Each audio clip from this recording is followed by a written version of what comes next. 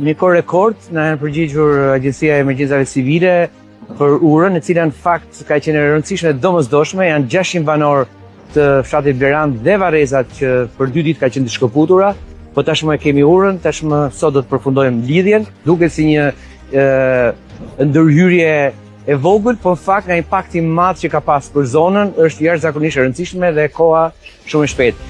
Sigurisht është kohë e vështirë me rreshje dhe me problematika të cilat ne po mundohemi të menaxhojmë, por jam i kënaqur të them që vetëm bashkëpunimi me institucionet ka arritur që ne sot në Shkodër të kemi një situatë fatmirësisht me minimumin e problematikave, si në zonat për sa i përket përmbytjes, si dhe në ndërhyrjet e tjera. Sigurisht kemi akoma punë për të bërë, po deri tani mendoj që e kemi situatën në kontroll. Po instalohet një urë nga batalioni i Gjenjos, e cila mundëson kalimin e 2 fshatrave ndërmjet njëri tjetrit, urë e cila ishte dëmtuar për shkak edhe të rreshjeve të shumta kohët e fundit.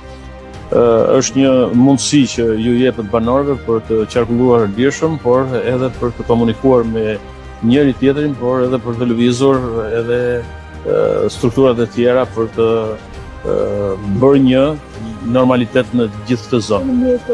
Në një hershme, duke u vlerësuar situata si emergjente, është kërkuar ndihmë nga Agjencia Kombëtare e Mbrojtjes Civile dhe nëpërmjet grupit në terren të batalionit Gjenju është vlerësuar ndërhyrja me vendosjen e një ure deli. Në të marrur me ministrit, kemi punuar dje nga Mazivjas deri sot në orët e parë të mëngjesit. Kemi nisur direkt këtu, kemi mbërritur me një urë 12 metra, e cila brenda ditës sot mendojnë që do ta ushtrijmë dhe nesër rreth orës 10 do bëhet totalisht e kalueshme.